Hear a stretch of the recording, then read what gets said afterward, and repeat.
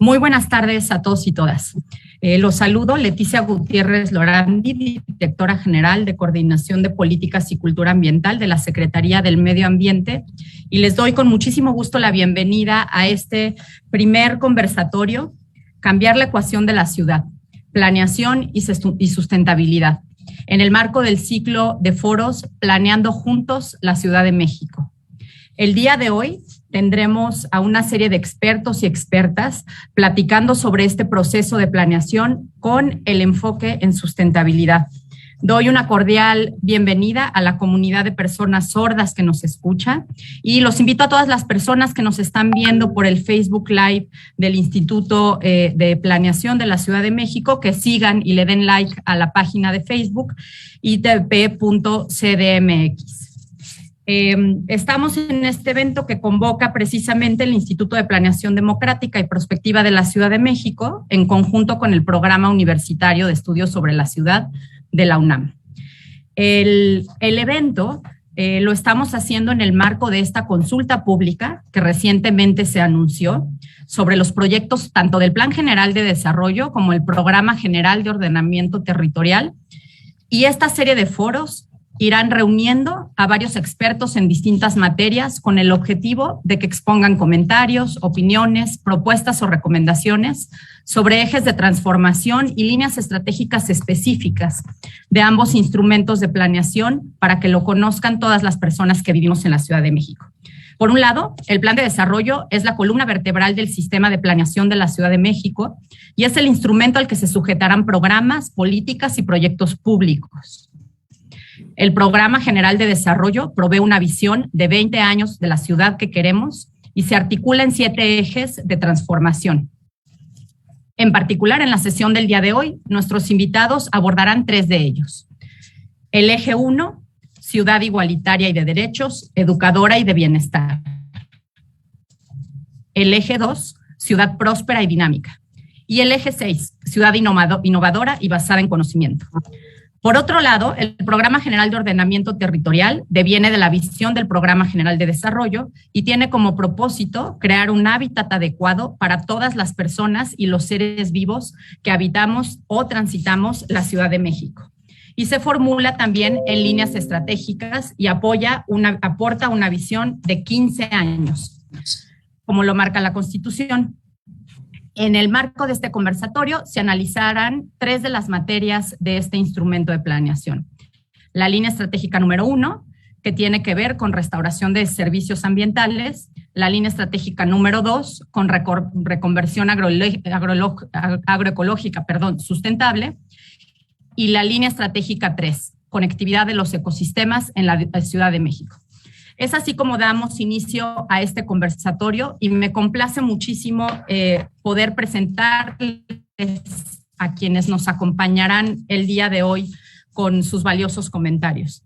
Tenemos la presencia del doctor Pedro Álvarez y Casa Longoria. Bienvenido, Pedro, buenas tardes. Tenemos también al ingeniero Josu Rodríguez Aldave. Bienvenido, Josu. Tenemos a la diputada Guadalupe Chavira de la Rosa. Diputada, buenas tardes, bienvenida. Y finalmente, pero no menos importante, también tendremos la participación de la maestra Laura Olivia Carrillo Martínez. De esta manera me voy a permitir presentar al doctor Pedro Álvarez y Casa, quien será el primero en tener esta intervención. El doctor Pedro Álvarez y Casa Longoria es doctor en agroecología, desarrollo rural y campesino. Es asesor de la Secretaría de Ciencia y Tecnología de la Ciudad de México y consultor internacional en materia de sustentabilidad, experto en política ambiental y manejo de recursos naturales. Sus intereses se centran en la instrumentación de políticas públicas sustentables con un enfoque de economía verde. El doctor Álvarez y Casa ha desempeñado cargos como director general del Corredor Biológico Mesoamericano México, en una entidad perteneciente a la CONABIO, y algunos otros como coordinador general en la Unidad de Análisis Económico y Social de la Secretaría de Medio Ambiente, Recursos Naturales y Pesca, así como director general de Ordenamiento Ecológico e Impacto Ambiental del Instituto Nacional de Ecología. Muy buenas tardes, Pedro, y bienvenido. Te cedo el micrófono. Adelante, por favor. Muchas gracias, Leticia. Muchas gracias a los organizadores de este evento, el Instituto de Planeación y Prospectiva, por supuesto a la Secretaría de Medio Ambiente de la Ciudad de México, también al apoyo que hace el PUEC para este trabajo, y en general a todos ustedes, a mis compañeros de mesa, a la diputada Chavarría, que tengo el gusto ya de haberla conocido de antaño, con una experiencia muy directa en la Ciudad de México, de mucho compromiso social, y yo respeto mucho el trabajo, señora diputada.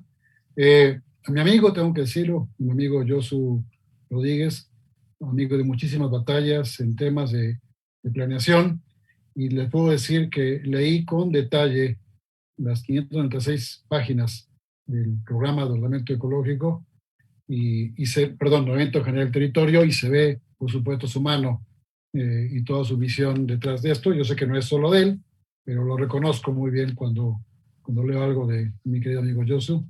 Por supuesto, de Pablo Viviñú, que me dio la oportunidad y me hizo la invitación, por la invitación para estar con ustedes aquí.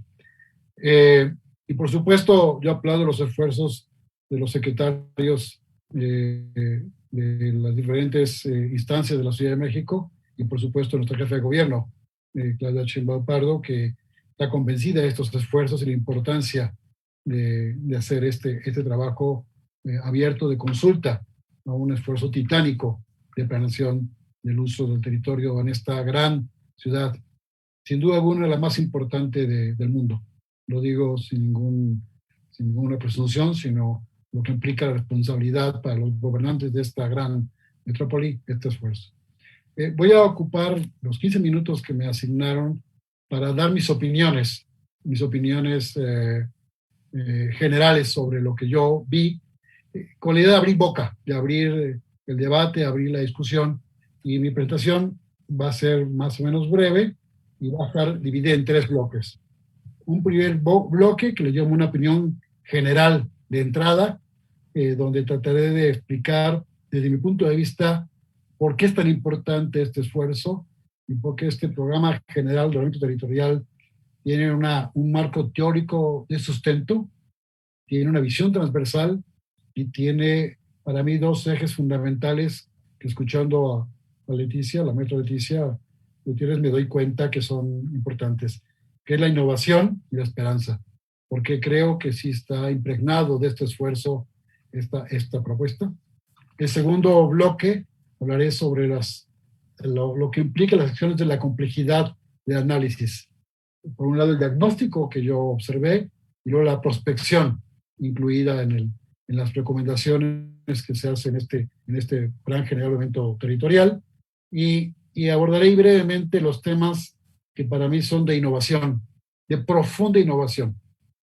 Yo tengo muchos años trabajando el tema del ordenamiento ecológico del territorio, ordenamiento territorial, y esto que veo ahora me parece que es una enorme innovación y por lo tanto un reto. Eso me llevará al tercer punto. Se le había puesto las debilidades, pero me gusta más llamarle los retos. Le voy a llamar mejor los retos porque es donde yo veo las grandes complejidades que va a tener que este gran esfuerzo se aterrice. Entonces, en ese plano, usaré mis minutos para explicarlo. Justamente el marco teórico que establece esta propuesta está basado en la teoría de la complejidad. Y es una complejidad, básicamente, diría un buen amigo, trata de hacer obvio lo evidente. Es decir, trata de decir las cosas que están sucediendo, pero que su explicación causística, la causalidad de un fenómeno social, un fenómeno natural, un fenómeno transformador, no se encuentra casi nunca en el mismo lugar. Se encuentra en un parámetro asociado, un subsistema que explica los fenómenos. Por ejemplo, la movilidad. La movilidad en la ciudad o el movimiento de personas del sur de la ciudad al centro de la ciudad, como vi en muchos mapas, en los tiempos de traslado, lo que implica esta movilidad, genera impactos ambientales, sociales, de seguridad, de desgaste, de horas hombre, de impacto en la economía. Entonces, cuando vemos un problema ambiental del uso del suelo en el Ajusco, por ejemplo, el Ajusco Medio o el Cumbre del Ajusco, tiene impactos en muchos sentidos. Entonces, entender un problema lineal nos lleva, en general, a caminos callejones sin sentido. Y cuando vemos los problemas de una forma compleja, es decir, integradora y encontrando los valores primordiales de esta complejidad, creo que estamos avanzando. Y ese me parece que es el gran acierto de este esfuerzo. Ver la problemática de la ciudad como un sistema complejo con condiciones de contorno, o sea, condiciones de frontera que impactan al sistema de la ciudad, y también las condiciones intrínsecas, que algunas son estructurales. Por ejemplo, el temblor del 85 y el temblor del 19 son ejemplos de cambios estructurales.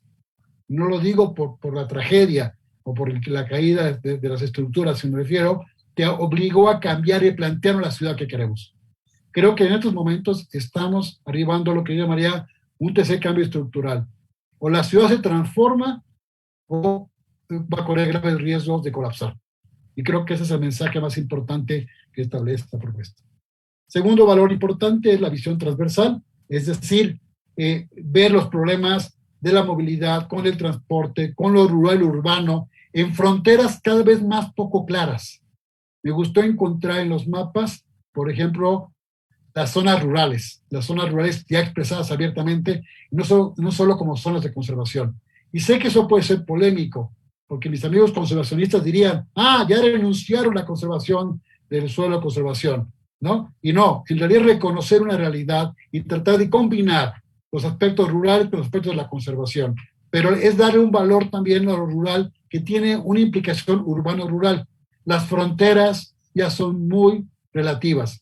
Definir lo urbano por el tamaño de la población o lo rural por la disminución de la población me parece que es una clasificación que ya es obsoleta. Me parece que la propuesta arriba a aceptar una transición muy valiente y muy necesario para reconocer que un taxista que vive en Xochimilco puede ser también una persona que vive en el centro de la ciudad, pero se traslada a Xochimilco también en actividades económicas. Es decir, la transición y sobre todo entender la economía familiar entre un padre que es funcionario o que es empleado o un hijo que trabaja en una fábrica o con una hermana que trabaja como maestra de escuela en una zona rural, advierte de una transición que tenemos que reconocer abiertamente. Y tercer punto, me parece que la expresión ética de la innovación es muy importante. Digo ética porque está basada en una propuesta de esperanza, en cambiar la ecuación. Es decir, la ecuación en la que hemos vivido ya tenemos que cambiarla y tenemos que encontrar la fórmula adecuada. ¿Cuál es la ecuación adecuada para encontrar este conjunto de factores? El segundo punto que quiero abordar tiene que ver con lo que llamaría las acciones de la complejidad. Es decir, cómo, ojalá que tengan la oportunidad de revisarlo personas que nos escuchan, que nos ven. El diagnóstico es profundamente complejo. Es decir, no es un cruce de mapas. No se trata de poner los mejores mapas de uso del suelo, calidad del suelo, cambiar la dinámica o entender la dinámica de cambio de la población o cómo hemos perdido suelo de conservación o cómo hemos tenido por años una política, por ejemplo, de veda forestal y resulta que hemos destruido nuestros bosques con la veda forestal. Mi hipótesis es que ese ha sido el gran error. Una política de control punitivo que no puede cuidar, o sea, no tenemos la capacidad institucional para cuidar los bosques, ha sido el peor camino para deforestar nuestros bosques. Fíjense lo que estoy diciendo. La veda ha provocado la deforestación. Ya sé que eso puede ser un sacrilegio, pero quiero decir algo que es real. Es decir, si no cambiamos la forma de conservar nuestros servicios ambientales, incluyendo la protección de los bosques, eso es un camino sin sentido, y al final abordaré brevemente este punto vinculado con el cambio del suelo en el suelo de conservación. Entonces, diagnóstico que lo veo muy transversal, ver, por ejemplo, los mapas o los análisis de género, por ejemplo, ver los análisis de género, el papel de las mujeres como jefes de familia en las casas, o el papel de la seguridad asociado por delegación, o ver el tema de la red de transporte público o el transporte que deseamos, eran aspectos que en los ordenamientos clásicos no se veían. quien hacemos ordenamiento ecológico del territorio y que intentamos por años crear un diálogo con los ordenamientos urbanos, no nos entendíamos, no lográbamos más que hacer buenas intenciones de colaboración. Esta construcción del ordenamiento territorial con una perspectiva sustentable va muchísimo más allá de un planteamiento estrictamente ambiental o estrictamente urbano. Rompe, y para mí es la nueva ocasión, en una visión mucho más integradora de todos los factores que yo encontré en los análisis del programa, que me imagino las enormes discusiones y reflexiones en el grupo consultor, el Centro Geo, el que encabezó el estudio, un centro CONACYT de profunda experiencia y capacidad para la Ciudad de México, que me parece que fue una muy buena elección que el Centro Geo encabezara el estudio. Por supuesto, una cantidad enorme de especialistas del Instituto de la Planeación y la Prospectiva, que fueron enriqueciendo esta propuesta, los análisis, pero me parece que lograr esto. Pero lo que más me gusta, más que el diagnóstico, es la prospección. Es decir, hacia dónde se quiere llegar y cómo se quiere involucrar todos los aspectos vinculantes en este esfuerzo. Voy a la última parte para respetar los tiempos. Las debilidades que yo veo y quiero plasmar. La primera tiene que ver con el marco legal. El mismo estudio lo dice, lo que yo leí dice, el marco legal entre la ley de la tierra y del medio ambiente de la ciudad, la ley de asentamientos humanos, las leyes federales involucradas, parece que deja de ver que hace falta cambios de leyes. Entonces yo me pregunto, ¿qué va a pasar? ¿Vamos a esperar el cambio de leyes o vamos a hacer el programa con las leyes que tenemos? Y es una pregunta que quisiera yo dejar sobre la mesa. Me parece que en México somos unos campeones para hacer estudios, leyes, normas.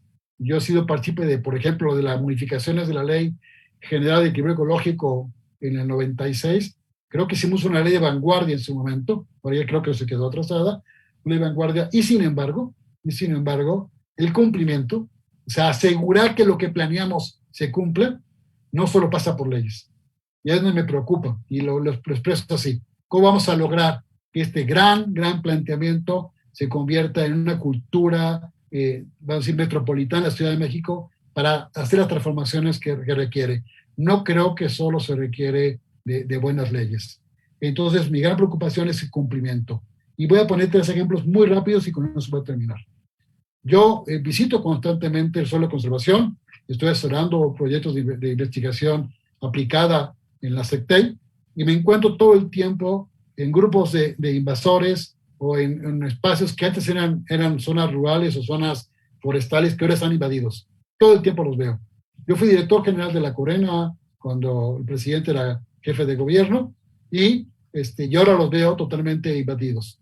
Lo veo en Topilejo, lo veo en Parres, lo veo en San Miguel Ajusco, en Madera Contreras, y es impresionante cómo en Xochimilco, cómo ha cambiado sobre el suelo, a pesar de que es un suelo de conservación y que prohíbe los asentamientos irregulares, asentamientos de crecimiento exponencial urbano. Entonces me preocupa mucho. Segundo, es esta, voy a llamarla invasión profesionalizada. O sea, grupos de invasores que invaden el suelo de conservación, porque hay un problema que es muy complejo. Es muy buen negocio la invasión, porque lo que paga el servicio ambiental de conservar un bosque no lo paga un edificio ilegalmente construido. Es decir, es una relación desigual entre servicio ambiental y especulación inmobiliaria. Con eso nos vamos a enfrentar todo el tiempo y tenemos que buscar ecuaciones que cambien esa innovación. Y finalmente, quisiera yo, para cerrar, establecer dos comentarios que me parecen importantes. Uno, me parece que el tema del cambio climático es fundamental, pero el cambio climático vinculado con el riesgo. Creo que la Ciudad de México está impulsando una muy buena política de manejo del riesgo que está vinculado directamente con el cambio climático. Lo vemos todos los días, lo vemos cuando hay lluvias y lo vemos cuando hay sequías. Sabemos que la ecuación está cambiando, de repente tenemos grandes inundaciones que antes no esperábamos, y no solo le pasa a México, sino pasa en todo el mundo. Recientemente en Europa les sorprendió unas inundaciones tremendas, y eso nos pasa en la ciudad. ¿Qué quiero decir con este comentario? Que es muy importante reconocer que el cambio climático Este instrumento es una realidad que tenemos que estudiar e incluir, y afortunadamente el programa lo está haciendo. Es decir, está construyendo una agenda transversal de cambio climático con la agenda de riesgos, y me pareció un extraordinario acierto. Inclusive vi unos mapas que yo nunca había visto, por ejemplo, de las olas de calor. Tiene un nombre técnico, no recuerdo, Leticia, pero tiene que ver con el calor que hace, las planchas de calor, y cómo aumenta el calor de algunas colonias respecto a otras. Entonces me parece que son innovaciones la verdaderamente extraordinarias el programa que se establece. Termino diciendo básicamente que lo que más me gustó de esto es la acción colaborativa y la voluntad política para hacerlo. Es la primera vez que veo una voluntad desde la jefa de gobierno, con todo su equipo, con los diputados, con el Instituto de Planeación, es decir, con un esfuerzo transversal de colaboración entre los sectores urbanos, rurales, ambientales, y me parece que eso puede ser un ejemplo mundial de la construcción de una agenda transversal que pueda llevar a que este programa pueda ser una realidad. Termino felicitando los estudios que yo aplaudí. Me gustó mucho el enfoque, me gustó mucho la visión de la complejidad en este esfuerzo, y por supuesto encantado de seguir participando y dispuesto a escuchar cualquier pregunta que surja de aquí o posteriormente. Muchas gracias, Leticia y colegas. Muchísimas gracias, Pedro. Sin duda, el análisis que nos compartes desde tu experiencia como funcionario en la Secretaría del Medio Ambiente de la SEDEMA, pero tu experiencia también en la construcción de política ambiental y política climática a nivel nacional, nos permite, y creo yo a las personas que nos están viendo, reforzar sus enzimas para digerir este texto que es en verdad un texto muy amplio y que requiere de un análisis desde la experiencia, desde la práctica, desde lo legal, desde la política, para poder hacerse una opinión y poder participar en esta consulta de manera muy informada. Muchas gracias, Pedro. Invitamos a todos los que nos están viendo que depositen sus preguntas en la página de la transmisión, porque tendremos un espacio al final para poder entrar un poco a la discusión con los expertos y expertas que nos acompañan el día de hoy aquí. Voy a pasar la palabra al ingeniero Josu Rodríguez Aldave, y me voy a permitir presentarlo. El ingeniero Josu, además de mencionar que ha sido parte del equipo central que ha trabajado en Centro Geo como asesor del gobierno de la Ciudad de México para desarrollar los insumos de este plan.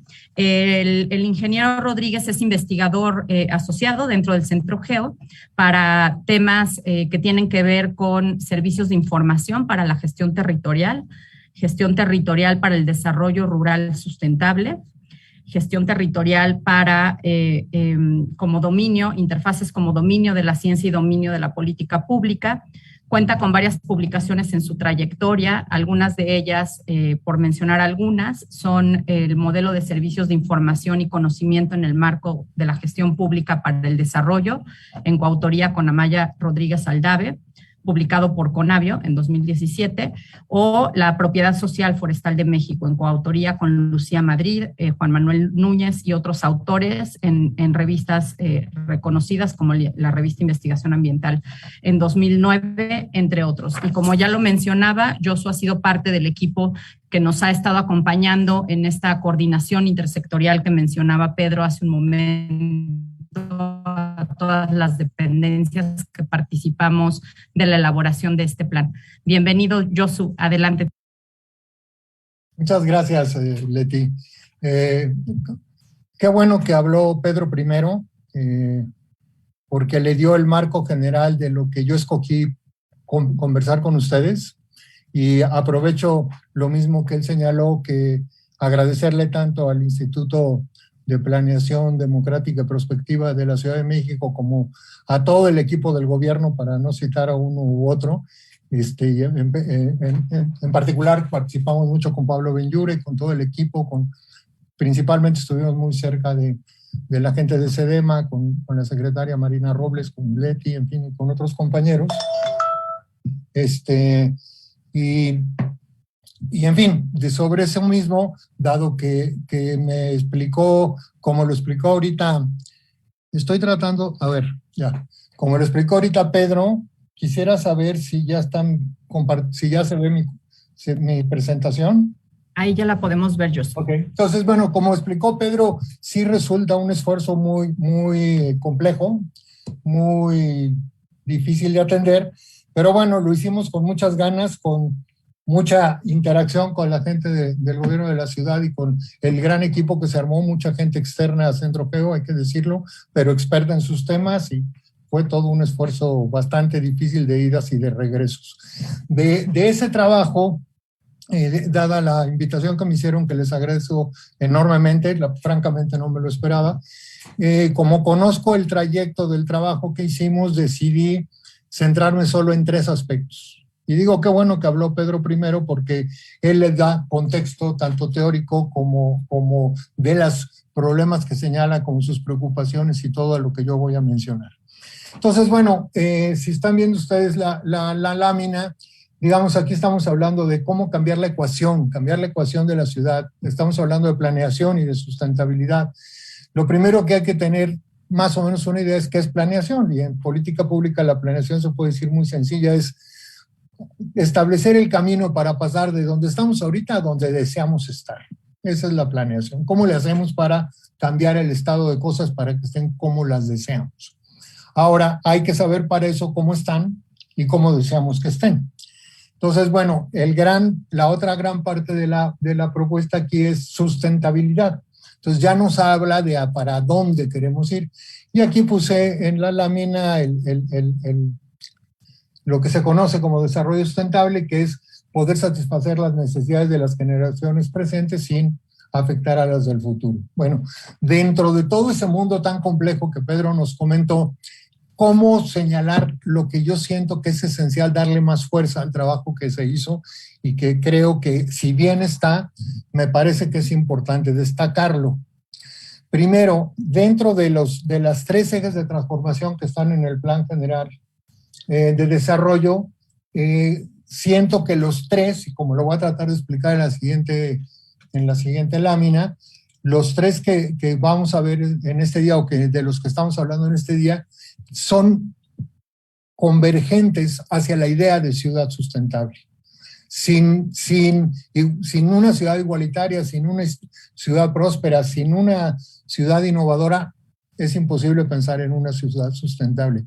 Y el pensar en una ciudad sustentable nos da luz de cómo tendríamos que avanzar en esa igualdad, en esa prosperidad y en esa innovación. Dentro de ese aspecto, que es el que voy a destacar como una primera idea, la segunda idea es, bueno, ¿por qué escogieron precisamente para esta plática los 3 líneas estratégicas de las que se establecieron en el Programa General de Ordenamiento Territorial? Que yo las sintetizo en una porque realmente son aspectos de lo mismo, que son servicios ambientales. Ahí es donde creo que empieza el cambio de una ecuación. Entonces, ¿hacia dónde queremos ver para el 2035 si estamos pensando en planeación? ¿A dónde queremos llegar? Ahora sabemos todo lo que está mal y lo difícil que está transformarlo, como algunos pequeños ejemplos, pero muy emblemáticos que nos señaló Pedro. ¿Cómo vamos a cambiar todo eso? ¿Hacia dónde? Bueno, y la idea de hacia dónde parto de una frase que dijo hace ya como más de 5 años o 6 la secretaria ejecutiva de CEPAL, Alicia Bárcena, que dijo: no estamos en una época de cambios, estamos en un cambio de época. Y precisamente esta transición, que claro, un cambio de época lleva más de 20 años, para nuestra desgracia, pero estamos en plena transición de un cambio de época, y una época y una civilización se establece con varias, lo que se llama tecnologías seminales. Yo escogí unas cuantas que son necesario cambiar, aunque no son las únicas, no son suficientes. La primera es, tenemos que cambiar nuestro modo de transformar energía. Ya no podemos seguir consumiendo combustibles fósiles. Tenemos que pasar a otra instancia, a utilizar, como hace la vida, principalmente quizá la luz del sol y la gravedad y otras formas de fuentes de energía que sean, que su transformación no implique contaminar al planeta ni lograr un calentamiento. Entonces, esa es una. que se ha llamado en esta administración transición energética. Eso tenemos que ver de aquí al 2035, una transición energética en la ciudad. También tenemos que ver una transición agroecológica, se llama a nivel del gobierno federal, y aquí se hace muchísimo con todo lo que es con todo el paquete que hace SEDEMA de trabajo en el campo, que tiene que ver con cómo vamos a cambiar nuestra manera de producir en el campo. Ya no podemos seguir produciendo con monocultivos, no podemos seguir produciendo con agroquímicos, con modificaciones genéticas sin saber para dónde van. Tenemos que regresar y con nueva tecnología, con innovación en el trabajo en el campo, hacia la agroecología como uno de los caminos hacia la agricultura sustentable. Pero no basta con eso. Si no se conecta con aquello que pueda hacer que cambiemos nuestros hábitos de consumo, como por ejemplo son los mercados alternativos, como es toda esa potencia que en esta ciudad ya está sucediendo y que yo creo que es una función del gobierno para los próximos años impulsar y reforzar todo ello, incluso cambiar el sentido, transformar la ecuación en la central de abastos para que impulse y cambie todo lo que se refiere a una verdadera transición alimentaria que nos lleve a comer más sano, que ya vemos las consecuencias que tiene y sabemos que eso es enfrentar intereses muy, muy, muy fuertes, pero que es una transición indispensable si queremos cambiar de época. La tercera gran transición es la transición del flujo de materiales. Hemos vivido una economía lineal. Extraemos de la tierra, transformamos y contaminamos la tierra y la echamos a perder. Debemos de dejar de extraer y de dejar de contaminar, establecer una economía circular. Ese es otro aspecto civilizatorio fundamental. Si ustedes piensan en lo que ha sido, por ejemplo, las civilizaciones de la humanidad, pues sí, era la época del fuego, cuando se descubrió, la época de la caída de agua, cuando se generaba la energía de otra manera. La época actualmente se llama consumir combustibles fósiles que destrozan el planeta. En alimentos hay también una historia, la historia de cuando éramos cazadores, cuando ahora fuimos recolectores y vamos cambiando y va tipificando las diferentes civilizaciones como la edad de piedra, la edad de bronce, etcétera, etcétera. Esas cuestiones son muy claras y muy fundamentales y requieren de metodologías que tengan que ver con la innovación basada en el conocimiento, con impulsar toda prosperidad y dinámica con base en ello y buscar en ese camino de manera igualitaria y educar en ese sentido. Hay que educar para comer sanamente, hay que educar para utilizar bien la energía, hay que educar para poder manejar mucho mejor el flujo de materiales. Pero hay otra que a mí me parece que está un poco más oculta, que también es una tecnología fundamental, y esa es la tecnología que ahorita la pensamos que es la información y pensamos que estamos en el mundo feliz de las tecnologías de la información y la comunicación, y ya sabemos lo que son, hemos visto las campañas electorales, hemos visto lo que significa la información sin sentido que invade a todo el planeta, y nos hemos descuidado del otro punto que apuntó hacia el final Pedro también, que es el de la colaboración, el de la comunicación. Tenemos que hacer transformaciones fundamentales para poner en el centro en la comunicación, en las comunidades de aprendizaje que puedan aportar a todo este proceso. Cuando Pedro dice, ¿cómo le vamos a hacer? Pues es que hay un montón de movimientos en la ciudad que tenemos que ayudar. Los pilares están ayudando a eso, a que haya conversatorios en todos los niveles para que la reflexión sea conjunta y las salidas sean de todos, no utilizar eso del codiseño y la coproducción como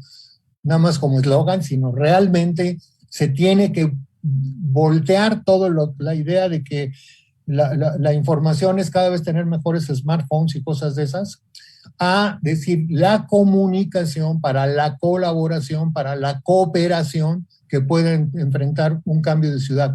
Eso se tiene que impulsar y ya se está haciendo. Y por último, que también lo mencionó Pedro, como todos los problemas de cambio climático, de cambio global, de calentamiento global, de los riesgos.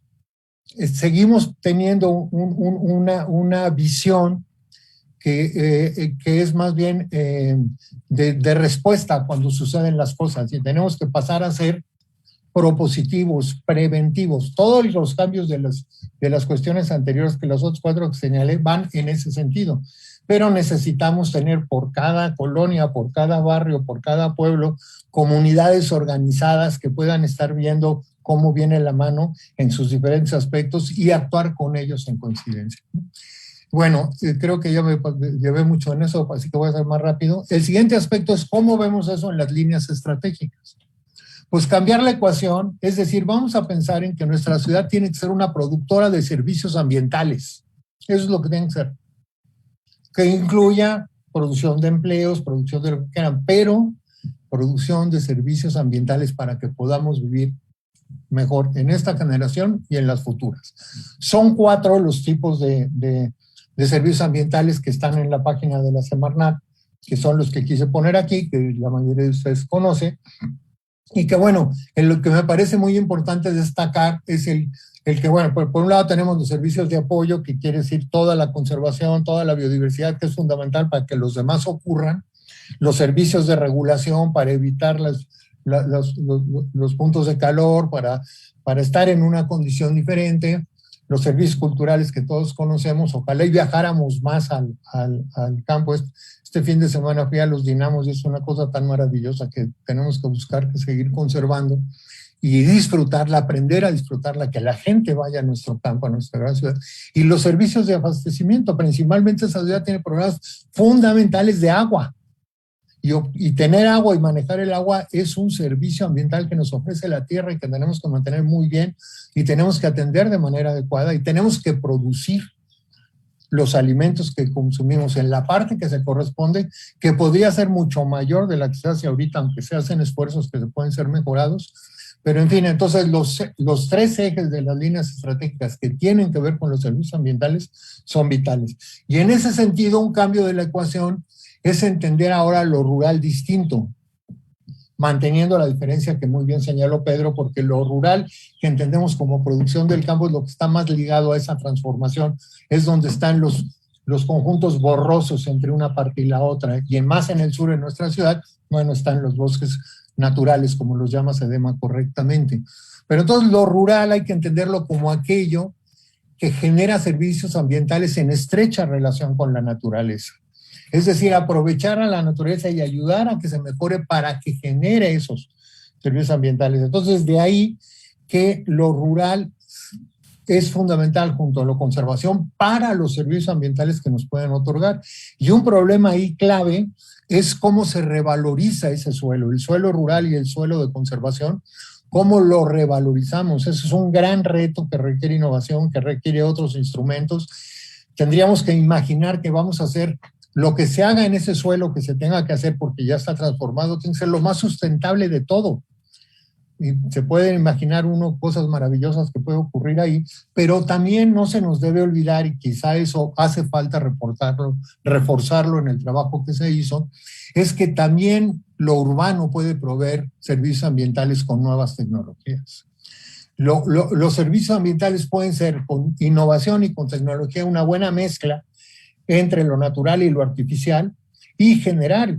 Y ya vemos, por ejemplo, el parque lineal que hay sobre el viaducto, y hay muchísimo trabajo que se está haciendo en todo el trabajo de infraestructura verde. Cada vez que se vayan para pavimentar las calles hay que pensar en el servicio ambiental, tiene que hacerse de manera que se infiltren. Cada vez que se van a hacer banquetas, cada vez que se van a hacer edificios, cada vez que se van a hacer ecociales. El centro, voltar la ecuación, es decir, ¿cómo garantizamos los servicios ambientales cuando estemos haciendo esto? Y bueno, ¿y qué falta para terminar? Que sería mi tercer planteamiento. No sé cómo voy de tiempo, ya me sacarán mi tarjetita de...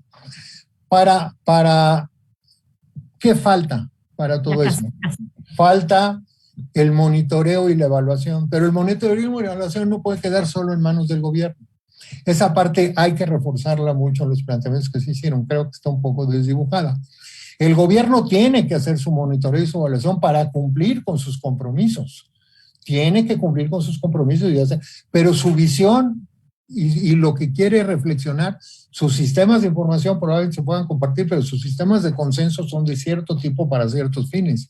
Necesitamos una red, yo le llamo sistema de señales, que también desde las comunidades, con Contraloría Social, con observación de innovación y de técnicas de trabajo en los barrios y en los pueblos y todo, se esté monitoreando y se esté diciendo por dónde se va.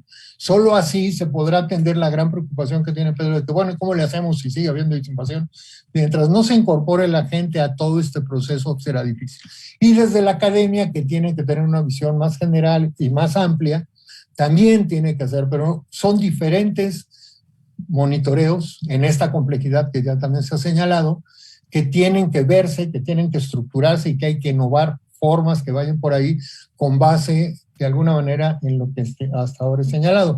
Creo que sí se puede avanzar hacia una sociedad sustentable y que actualmente se están haciendo esfuerzos muy importantes, pero que hay que monitorear, hay que proyectar y hay que mejorar. Eso sería todo. Muchas gracias. Muchísimas gracias, Josu, por compartirnos tu análisis. También, insisto, de la experiencia de este proceso de tejido fino con distintas dependencias del gobierno de la ciudad para esta propuesta de plan, que por supuesto no es un trabajo terminado y es por eso que estamos abriendo estos foros de consulta para todos quienes nos ven puedan participar, nos ayuden a difundirlo, se registren, va al programa, participen en los eventos que estamos organizando. No se oye bien. Por esto parte de este primer trabajo, pero se busca tal cual lo marca la Constitución.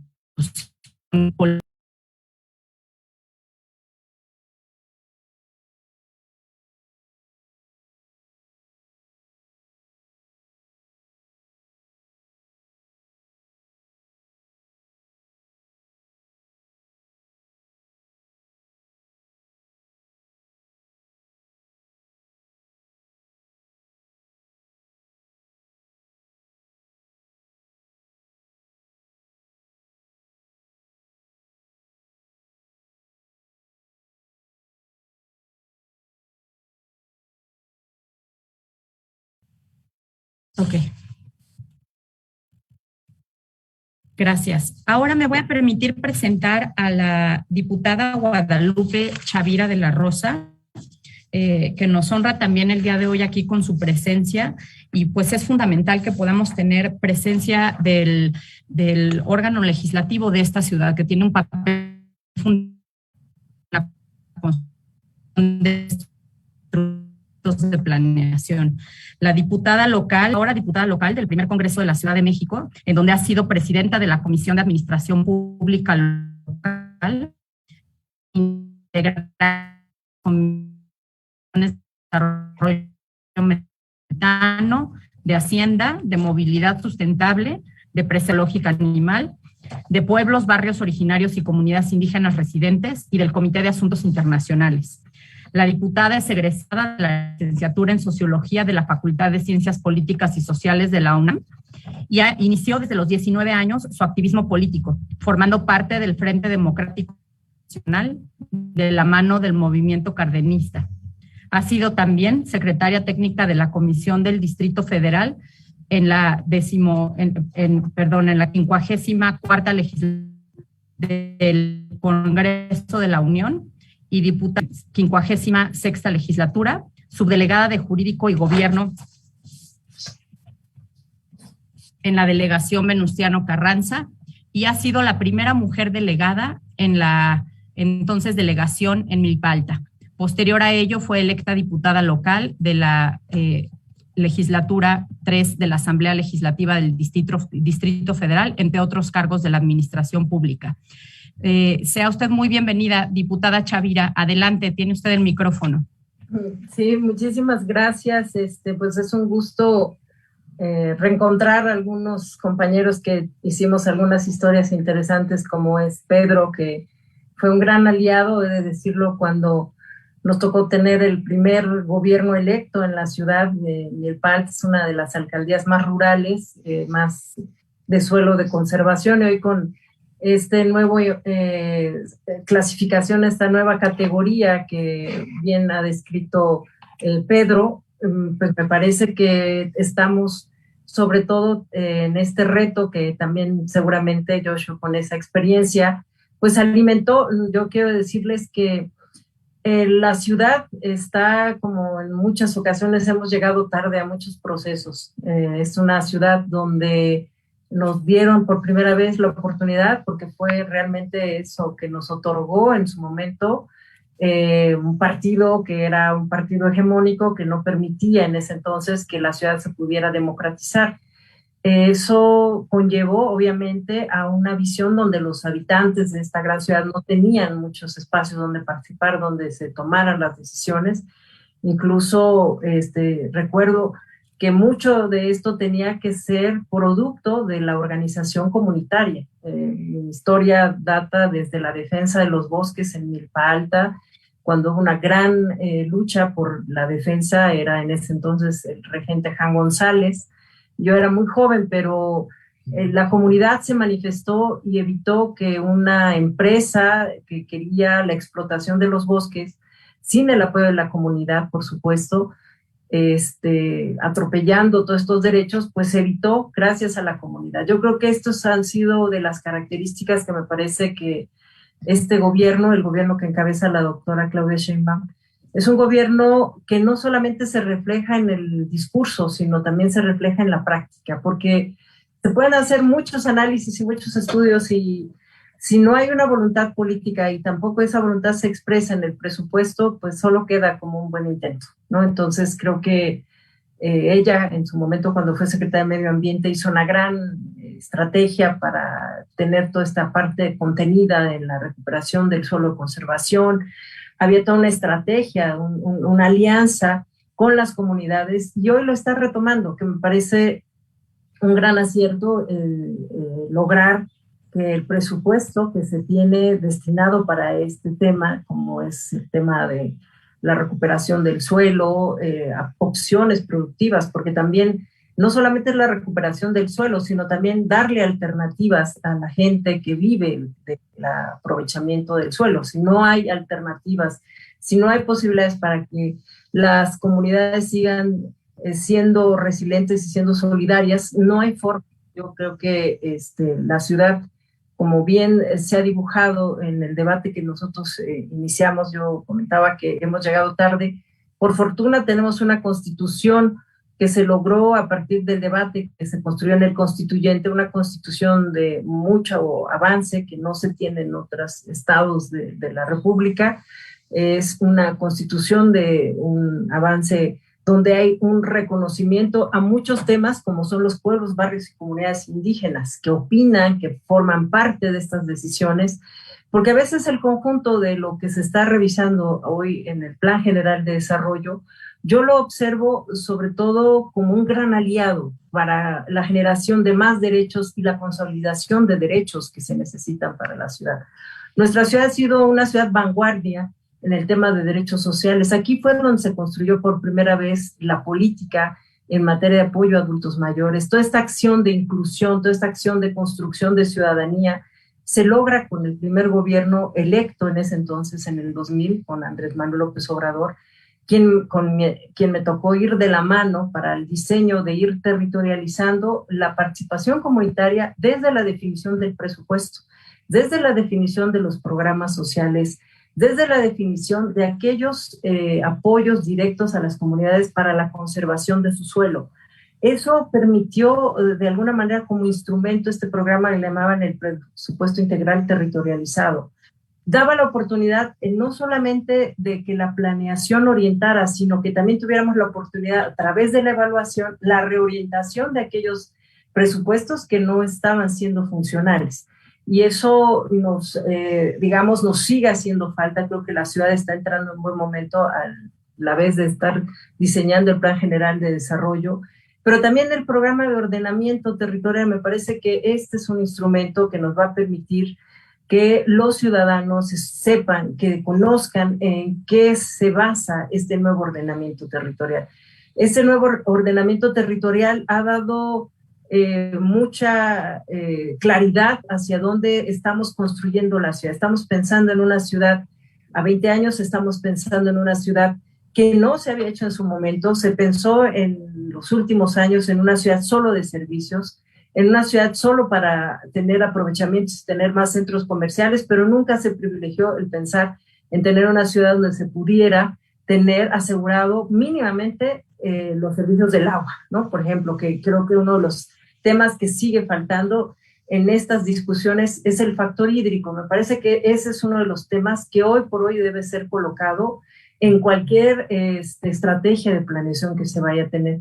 Creo que las zonas rurales y las zonas urbanas no deberían de verse siempre con esta separación, sino como un todo, como un todo, pero siempre como respetando y viendo el reconocimiento y las características que representa la condición de vivir en un suelo de conservación, vivir en una zona rural, pero también vivir en una zona urbana, las ventajas y desventajas, porque a mí sí me asombra que hay muchos de nuestros habitantes de esta gran ciudad que no conocen o no saben dónde está Milpa Alta, no saben la riqueza. Ahorita que escuchaba a Joshua que no conocen Magdalena Contreras, no conocen la riqueza, no saben que en esta ciudad hay ríos y hay ríos subterráneos. O sea, hay un divorcio, a veces se vive más pensando en la parte material de lo que es esta ciudad, del ofrecimiento de lo inmediato, pero no pensamos en cómo ir construyendo, y por eso creo que es parte de nuestra alianza estratégica en la construcción de ciudadanía. Tienen que estar en el centro nuestros jóvenes, nuestra infancia, porque ellos tienen que apropiarse, tienen que sentirse orgullosos de tener esta identidad, de tener este gran patrimonio que representa nuestra ciudad lacustre, nuestra ciudad rural. Hoy me toca pues representar en próximas fechas, entraré como diputada federal por parte de la alcaldía de Tláhuac, y es una alcaldía con una enorme riqueza patrimonial, pero sigue teniendo esta condición de subsistencia.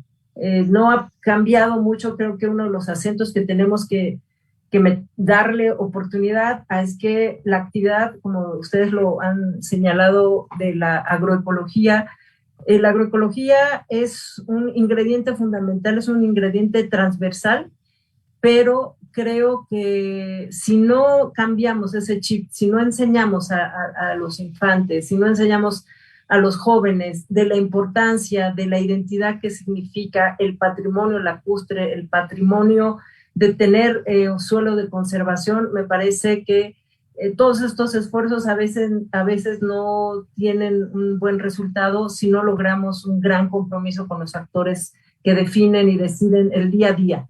La gente le parece muy bien que nosotros les hablamos cuando les decimos va a haber este Plan General de Desarrollo, va a haber este programa de ordenamiento territorial, pero la verdad es que la gente lo que quiere es escuchar el día a día. ¿Cómo resuelvo mi vida a través de estos instrumentos? ¿Cómo a mí me va a beneficiar para que yo me sienta comprometido y haga comunidad? Creo que esos son estos ejercicios que ha abierto el gobierno de la ciudad, que ha abierto el Instituto de Planeación, con quien trabajamos codo a codo con Pablo Benlliure para la creación de este instituto, porque he de decirles que así como hay grandes expectativas, también hay grandes resistencias.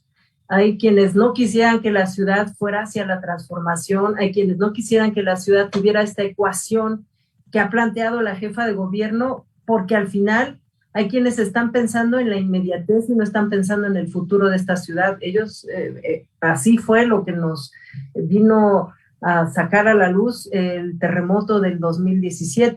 Demostró una vez más una ciudad que se privilegió la rapacidad por encima de los derechos y la justicia social, y creo que hoy lo que estamos haciendo no ha sido una tarea fácil, no es una tarea que se va a construir de la noche a la mañana, pero creo que estamos dando los grandes pasos, estamos teniendo el compromiso de un gobierno que tiene la sensibilidad y tiene la apertura de escuchar, pero también esta gran alianza que se tiene. Por ejemplo, a mí me da muchísimo gusto tener como parte de este foro a especialistas de la UNAM, y la UNAM sigue siendo esa gran institución, ese gran compromiso que necesitamos, y que se requiere, por supuesto, que este tipo de experiencias que ustedes nos han manifestado, nos han traducido en un lenguaje más sencillo, porque a veces para quienes nos dedicamos no a esta gran especialidad, sino que tenemos que darle esta traducción a la gente. Me ha gustado, ha sido muy enriquecedor. Me parece que lo que queremos, sobre todo, y con eso terminaré mi intervención, es que el Congreso de la Ciudad tiene que construir a futuro un presupuesto, así como en su momento se traducía el presupuesto con un enfoque de derechos humanos, un presupuesto basado en resultados. Yo creo que hoy tiene que ser un presupuesto con un tema donde se garantice la sustentabilidad y el sostenimiento de esta ciudad.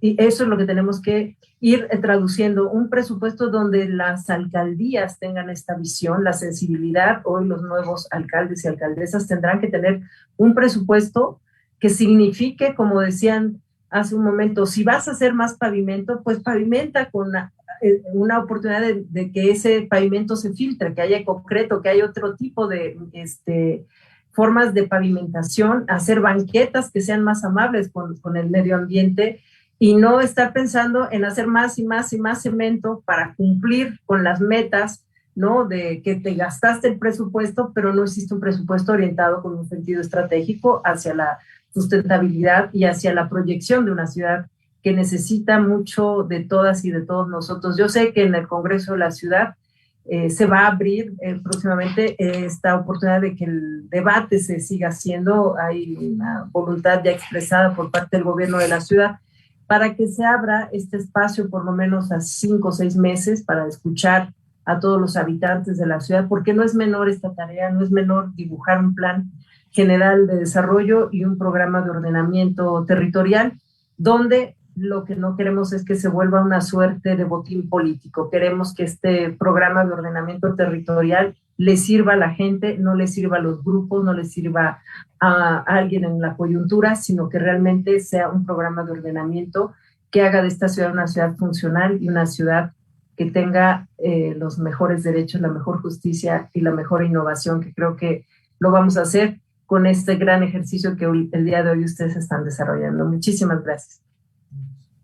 Muchísimas gracias a ti, diputada. Sin duda toda tu experiencia, pero además desde una ahora alcaldía, antes delegación en la gestión del territorio, nos hace pues subrayar lo necesario, el que pasemos de un plan a la implementación, ¿no? Que pasa por el presupuesto y considerar todos los pasos del ciclo de la gestión de la política pública y por supuesto de la mano de las comunidades en este trabajo de construcción de comunidad a pie de calle, a pie de, diría yo, de humedal, de bosque, a pie del territorio, ¿no? De la Ciudad de México. Muchísimas gracias, diputada, por lo que nos compartes.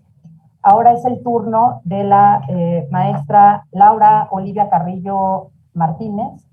La maestra Laura es maestra en Ciencias y Artes para el Diseño en área de concentración de gestión territorial y es licenciada en Planeación Territorial, ambos por la UAM, e investigadora por el Programa Universitario de Estudios Metropolitanos en la misma universidad. Es exdirectora de Ordenamiento y Regularización Territorial en la Alcaldía de Tlalpan. Maestra Olivia, adelante, tienes el micrófono, bienvenida. Muchas gracias, gracias a todos los compañeros.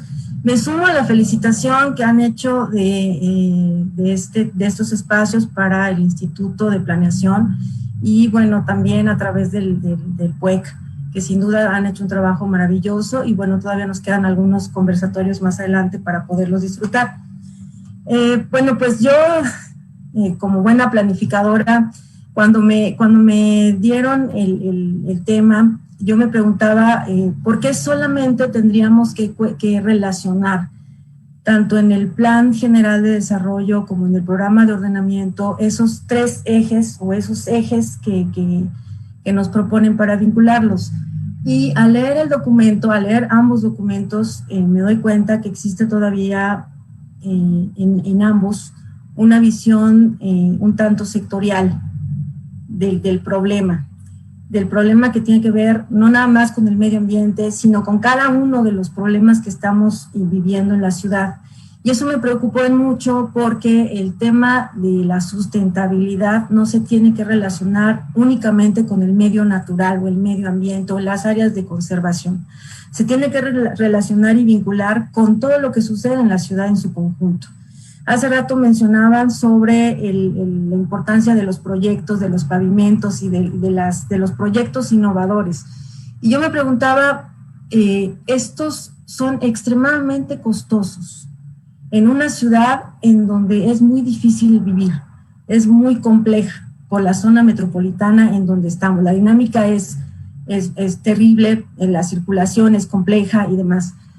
Y entonces eso me llevó a cuestionarme por qué en el Programa General de Desarrollo no había este vínculo entre cada uno de los ejes precisamente con la innovación, con la tecnología, con el medio natural.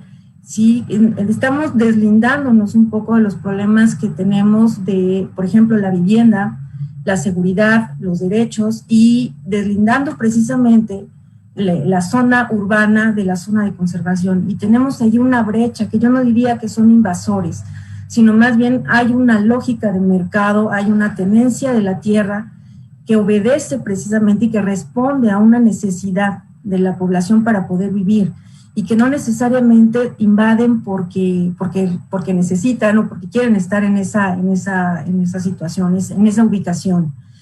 Es para ellos muy costoso, lo que para cualquier persona que vive en la ciudad, hacer un traslado a un punto específico equivale a una cantidad de menos de 10 pesos.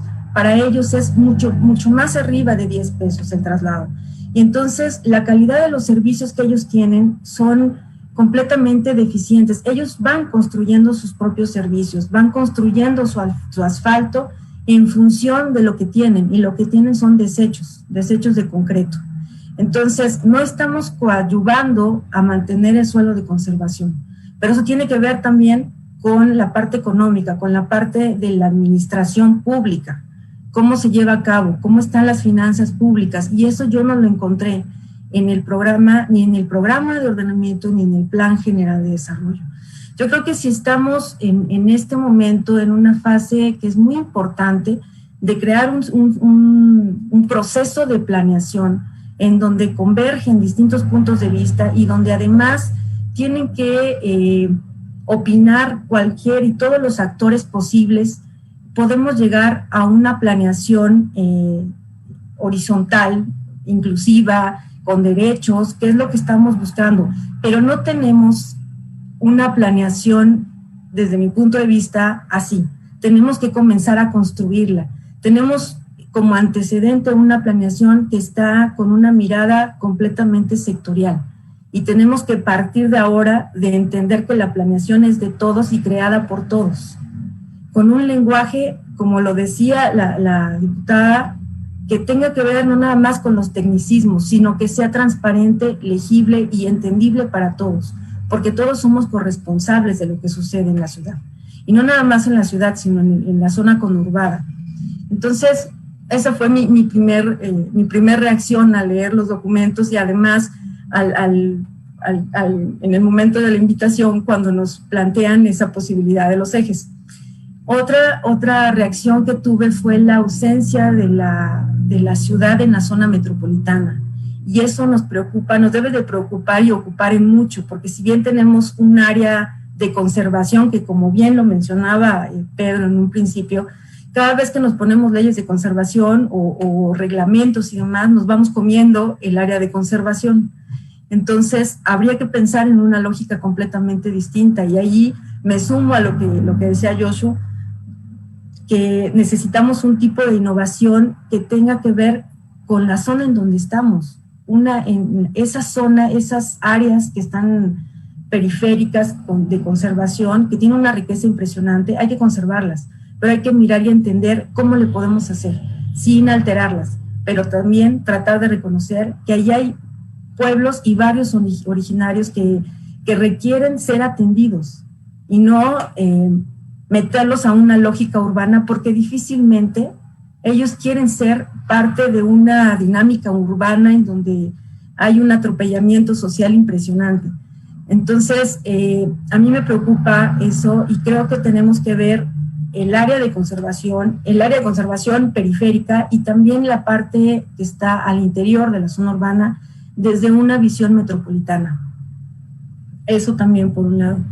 También sumando un poco y siguiendo los conversatorios, en el primer conversatorio se mencionaba la posibilidad de tener y planificar a partir de una utopía.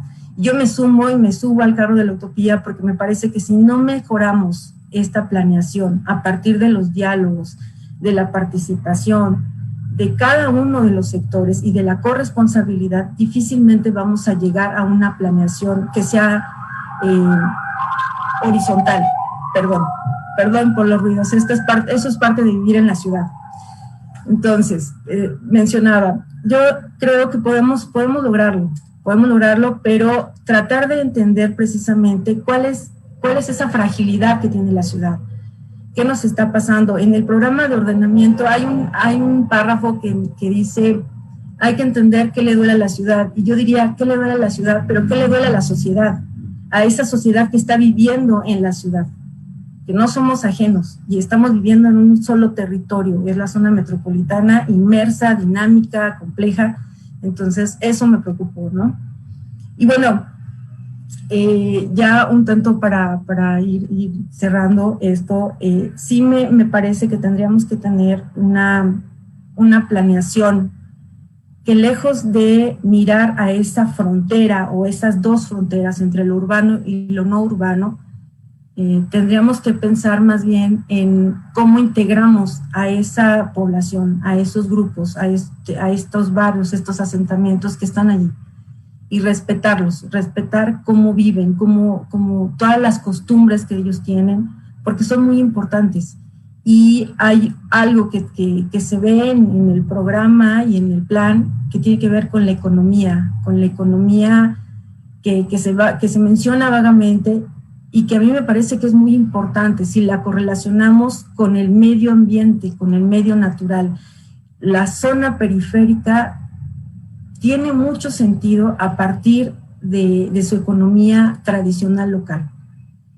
Y si hoy día miramos y nos asomamos a nuestras colonias o barrios, podemos ver que hay una economía local en la zona urbana que funciona y que de alguna manera ha hecho que ante esta coyuntura, este problema de salud, está dándonos una muestra de cómo funciona socialmente y de que podemos aprender de ella. Entonces, voy a citar a un señor que entrevisté recientemente el fin de semana y que me decía, cuando uno compra en la periferia, compra puros problemas. Así lo ven ellos, ¿no? Y aún así están tratando de salir, ¿no? De tener y servicios, de tener lo más que puedan, ¿no? Para estar viviendo en donde están viviendo. Entonces yo creo que tenemos como tarea, no nada más los que estamos en esta mesa, sino los que están del otro lado de la pantalla, tratar de aterrizar y de crear un tipo de planeación que no tenemos, partiendo de reconocer que lo que hemos hecho hasta ahora en planeación no nos ha funcionado, ¿no? Ni la planeación, ni los programas, ni las políticas, y rescatemos los que sí sirven, pero partamos de reconocer lo frágil que tenemos esta ciudad. Eso sería mi participación. No sé si me excedí, perdón. Sí, eso muchísimas gracias, Laura. Muchísimas gracias por tu resumen y tus aportaciones. Hemos estado atentos de las preguntas de las personas que han estado viendo la transmisión. Y si les parece bien, vamos a dedicar unos pocos minutos más a poner estas preguntas sobre la mesa y darle una participación más a los reconocidos ponentes que nos acompañan aquí al día de hoy. Si les parece bien, Pedro, Josu, Laura, diputada, lo que podemos hacer es, les presento yo las preguntas que hemos recibido, y si les parece bien, hacemos una segunda ronda con las preguntas que ustedes quisieran responder y tomen los temas que les puedan parecer relevantes para complementar. Recibimos varias preguntas y en resumen, tenemos algunas, de hecho, relacionadas con conceptos importantes y que tiene que ver mucho con esto que Laura comentaba hace un momento, de poder acercar estos instrumentos de planeación a un lenguaje ciudadano, a un lenguaje mucho más cercano a la gente, a las personas que vivimos en la ciudad. Y una de estas preguntas, por ejemplo, tiene que ver con que nos piden que expliquemos, por favor, la diferencia entre sostenible y sustentable, ¿no? ¿Qué diferencia hay o no la hay en estos planteamientos sostenibles y sustentables a lo largo de estos instrumentos de planeación? Esa es una. Un segundo bloque que tiene que ver con cómo lograr de manera efectiva cumplir la inclusión de los pueblos originarios dentro de este programa de ordenamiento territorial. Aquí me parece que todos tienen muchísimo que aportar. Tercero, ¿qué opinión o qué propuestas tienen en relación al manejo político de los asentamientos irregulares en las zonas de conservación? Y por último, que es una pregunta muy transversal y concentra muchos de los temas que se han vertido aquí, es cómo pueden ser compatibles los objetivos para la acción por el cambio climático en relación con la calidad del aire y la construcción de infraestructura para los autos particulares, particularmente puentes vehiculares y segundos pisos. Entonces, bueno, lo voy a repetir, la diferencia entre sustentable y sostenible, toda la relación con pueblos originarios, la relación con los asentamientos irregulares y este vínculo de estos instrumentos de planeación con la necesidad de una acción importante para adaptarnos y mitigar esta crisis climática. Entonces, son esos 4 ejes. Si quisieras, Pedro, adelante, por favor. Gracias. Gracias. Espero también ser concreto en mis respuestas para que tenga sentido en la preocupación del público y podamos concretar las respuestas. Y me parecen muy pertinentes. Creo que está en una muy buena agrupación de preguntas. En primer lugar, efectivamente el concepto de desarrollo sustentable es un concepto desarrollado derivado de la Comisión Brundtland. Era la señora Brundtland, que fue la representante encargada de hacer la primera propuesta, digamos, de la agenda pre-Río de Janeiro, cuando fue la primera cumbre mundial de la Tierra. Hubo una previa en Estocolmo, pero ya en Río de Janeiro se hizo la segunda gran cumbre, y este concepto de sustentable en inglés era sustainable, y entonces algunos países adoptaron como una traducción, voy a decir, castellana de sostenible, y otros países, países como México, habían adoptado el concepto de sustentable. México además no le gustaba mucho el concepto sostenible en ese momento, porque les quiero recordar que durante los 60 y 70 hubo toda una política de la economía de desarrollo sostenible, del desarrollo estabilizador basado en sostenible. Entonces se quiso diferenciar de lo que era solo un crecimiento basado en la economía, basado en el PIB, sino que tenía también incluir los aspectos humanos, los aspectos basado en el concepto que puso Josu cuando presentó, que es proveer las necesidades del futuro, pero del presente sin comprometer del futuro. Y creo que esa es la visión central del concepto. En realidad se han usado como sinónimos. En la jerga internacional, en los comités internacionales se usa más bien sostenible, pero es una convención equivalente. Algunos países les ha gustado más la palabra perdurable, como en España usan mucho la palabra perdurable, pero en realidad se han usado como sinónimos para explicar estos dos conceptos, al menos de lo que yo he estudiado estos años. La segunda pregunta tiene que ver cómo lograr la... ¿Me puede repetir la pregunta porque no entiendo mis garabatos? La inclusión de los pueblos originarios. Sí, me parece clave. Para mí tiene que ver con 3 cosas, que es una de las innovaciones que yo veo en este programa. Y quiero resaltar que veo grandes innovaciones. Uno, tiene que ver con los consumos locales.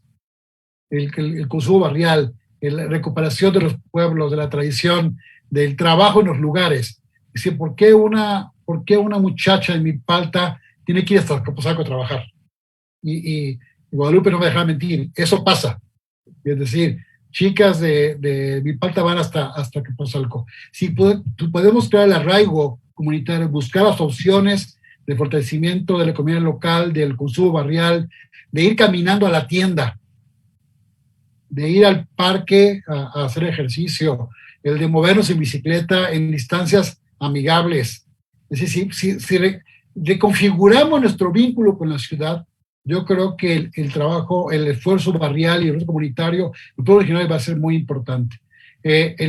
Los pueblos que están en las alcaldías, como el Carmen Los Reyes, o el centro de Tlalpan, donde yo vivo como vecino, por supuesto los pueblos de Milpalta, que tengo la fortuna de conocer muchos de ellos, hay una historia, hay una tradición asociada, inclusive el hablar, por ejemplo, náhuatl, en muchos pueblos de las delegaciones de Xochimilco y de Milpalta y también de Tlalpan. Es decir, si nosotros recuperamos esta vida barrial en toda esta lógica de los cruces que estamos mencionando, yo creo que vamos a avanzar muchísimo. Sí hay un problema muy serio y tenemos grandes edificaciones al lado de barrios. Pero eso vino de una muy mala planificación, de esta idea que dijo Guadalupe de privilegiar el concreto sobre la vida, ¿no? Los corazones de hierro por los corazones que laten. Y me parece que eso se puede reconfigurar, se puede transformar. Y por eso esta política que ha impulsado la jefa de gobierno y que opera la CDMA, de incorporar criterios y poner acotaciones a los grandes desarrollos. O sea, tienen que compensar lo que están impactando y tienen que pararse ese desarrollo desenfrenado. Yo presenté una denuncia ciudadana con aquel edificio que está en la presa del Salto, la que está bajando Luis Cabrera y Periférico. Yo decía, ¿cómo es posible que estén construyendo un edificio en la presa, en un embalse que para empezar es federal, de entrada, por ley, ¿no? Y presentamos un grupo de ciudadanos digamos, la denuncia ciudadana. Y me dio mucho gusto que muchos años después tuvimos éxito. Yo sé que no fuimos los únicos y hubo voluntad política para hacerlo. Pongo este ejemplo solo para decir de que tenemos que recuperar el respeto a las tradiciones y las costumbres de esta inmensa ciudad. Quien va y recorre en una trajinera en Xochimilco no puede imaginarse lo que hay en Polanco, lo que hay en Chapultepec. Los turistas cuando vienen aquí no pueden creer esta maravilla que es parte de nuestra historia. Entonces yo creo que eso es parte de la recuperación de esta tradición. Lo voy a dejar ahí porque no quiero acaparar la palabra y que las otras dos preguntas sean contestadas. Si quieren comentar, por supuesto, las primeras dos, pero me parece que lo justo es dejarlo ahí. Gracias, Benedict. Muchísimas gracias, Pedro. Josu, ¿quisieras aportar alguna respuesta a estos cuatro? Sí, déjenme sumar una pregunta más que nos está llegando, que es qué pasa con la actual ley de ordenamiento territorial, ¿no? En el marco de este proceso de planeación. Y las otras cuatro que habíamos mencionado. Adelante, Josu. Sí. Primero, nada más para complementar lo que dijo Pedro, pero que es una receta que yo aprendí empírica. Cualquier documento que venga de las Naciones Unidas va a decir sostenible. Cualquier documento que hagamos en México va a decir sustentable. Punto. Entonces, pero se refieren a lo mismo, como bien explicó Pedro. Yo creo que las otras tres preguntas, incluso esta cuarta, tienen que ver con un tema muy complicado, que es cómo avanzar a lo nuevo, teniendo que mantener a alguna medida lo que ya hay porque se requiere. Por ejemplo, cuando se habla del asunto del cambio climático y segundo piso, sí, evidentemente, pues bueno, lo ideal es que hubiera un transporte público sustentable o bueno, eléctrico, como ustedes quieran, pero por mientras sigue habiendo un montón de automóviles que hay que darle salida. Entonces, ¿cómo hacer la transición? Es un problema de la transición, de cómo avanzamos a lo nuevo sin dejar de lado o sin dejar de atender un poco lo viejo. O sea, primero, a nivel nacional es lo que se tiene, por ejemplo, ¿por qué se hace Dos Bocas? Que es una refinería cuando estamos diciendo que ya no haya combustibles fósiles. Porque bueno, a lo mejor mientras tanto tendríamos que poner gasolina a quién sabe quién, que nos las vendería bien clara y que de todas maneras estaría contaminando hasta la biosfera, que esa es de todos en el planeta. Entonces, es el problema de la transición lo que hace complicado que se vaya avanzando. Yo digo que por eso el eje de los servicios ambientales es muy importante, cómo los vamos metiendo en todos los procesos para ir logrando hacerlo más tranquilito ese cambio. Y de repente se pueden hacer cambios fuertes como el cablebús ahora y esas cosas, ¿no? Pero mientras hay que ir como sopesando entre lo nuevo y lo viejo, ¿no? Me parece que eso es muy importante. Y lo mismo pasa con los asentamientos humanos irregulares, que es un problema muy complejo y que tiene que ver con la última pregunta que hicieron sobre cómo le hacemos con el reglamento que está y con el que viene. Ese es un problema que me imagino que los diputados con la diputada aquí presente no sé cómo van a resolver, porque pasa en todas. Yo me acuerdo, por ejemplo, la ley del agua a nivel nacional. Tenemos una nueva ley del agua de no sé cuánto, pero el reglamento es del anterior y hay que convivir con las dos.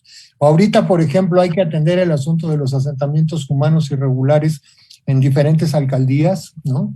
Y bueno, en Milpalta, por ejemplo, en Tlalpan también, hay que atender ese problema, y la herramienta que tienen es el ordenamiento que tiene ciertas características y no el que está, que quizá lo enfocaría distinto. ¿Cómo hacerlo? ¿Cómo se requiere una política más general de todo el asunto de asentamientos irregulares para ver cómo se tratan? Una idea sería, hay que tratarlos caso por caso y con la gente. Por eso me refiero, y dejé al final lo de los pueblos originarios, porque yo creo que un programa fundamental, que ya lo dije antes, es el de la innovación hacia nuevas formas de comunicación. Es decir, ¿cómo entramos al problema de los pueblos originarios? Si nosotros llegamos a los pueblos originarios, ya se nos ocurrió lo que queremos hacer en su pueblo originario, pues realmente qué falta de respeto, ¿no? El chiste es cómo con la gente. Entonces, lo que creo que se debe impulsar, que ya hay un ejemplo en la Semarnat actual, son centros son centros culturales de intercambio en cada lugar, a la manera que cada pueblo lo quiera hacer. Pero lo que se necesita, como decía Sergio Boisier, que es una persona de desarrollo regional, hay que densificar la sinapsis, o sea, hacer que haya más comunicación en la gente.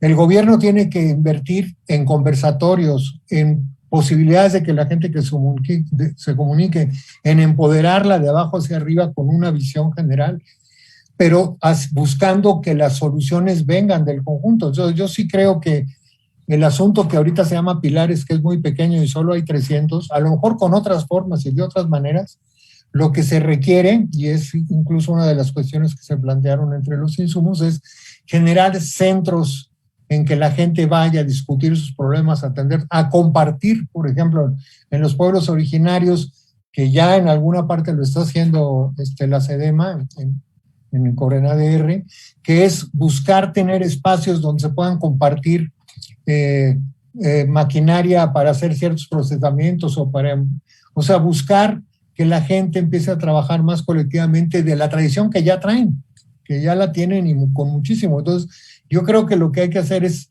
facilitar el que la gente avance en esa comunicación, y esa es la manera en que se podrá atender el conjunto de problemas. Lo que hablaba Laura de la necesidad de un sistema de planeación, yo creo que un sistema de planeación que más o menos yo quise esbozar con los 3 esferas de monitoreo y evaluación, que es como una parte fundamental de la planeación, tiene que ser con estructuras de planeación desde abajo para arriba, y en eso hay que invertir en que la gente platique, y eso hay que darle lugares adecuados, sustentables y todo lo que sea, para que las soluciones vengan en su conjunto. Yo creo que, y para allá pretende apuntar un poco, pero se requiere, digamos, más sectores que le entren, pero por el momento yo siento que esas son las cuestiones que hay que empujar para lograr dejar lo sectorial. Nos hicieron sectoriales. Como un amigo una vez me dijo, es que nos enseñaron a pensar en porcentaje. Y pues se puede pensar de otras maneras que no sean así, pero nosotros tenemos que ir cambiando, buscando mayor participación de diferentes partes. Creo que hay que densificar la sinapsis. Gracias. Muchísimas gracias, Joshua. Diputada o Laura, que veo que levantas tu mano. Diputada, adelante. Cuando gusten, no hay problema. Sí, si quieres, Laura, no hay problema, ¿eh? Sí, no. Bueno, sí. Gracias. Le dejamos a la diputada que cierre con las respuestas del panel. Adelante, Laura, por favor. Muchas gracias. Pues sí, yo coincido con Joshua. Tenemos que construir esta planeación de abajo hacia arriba y en un diálogo constante, no en una consulta, yo diría en muchas consultas, en muchos diálogos, en muchas reconocimientos de una ciudad heterogénea. el aprendizaje que uno tiene al trabajar directamente en los pueblos y en los barrios originarios y en los asentamientos mismos es importantísimo, es de un aprendizaje inigualable. Y porque ellos van construyendo, van desarrollando su propio esquema, su propia estructura urbana, del que no podemos estar de acuerdo, por supuesto, porque debemos de crear las condiciones al interior de la ciudad para que ellos no se asienten en esos lugares, pero tampoco los hemos logrado construir. Y hay que reconocer que en ese sentido nos hace falta mucho camino. Tenemos que crear esas condiciones para que al interior de la zona urbana, donde están todos los servicios, existan esos espacios. Y en la periferia se reconozca que viven en esas condiciones, que tienen esa ubicación y que nos toca vivir con condiciones tecnológicas sustentables. Y entonces partir de eso para crear un tipo de vivienda específico, un tipo de infraestructura específico, eso se puede hacer a través de los diálogos. Es muy importante, de verdad que la pregunta que hacían sobre los asentamientos como en esta parte de la política, siempre se han utilizado como botín político. Y eso es algo que debemos evitar.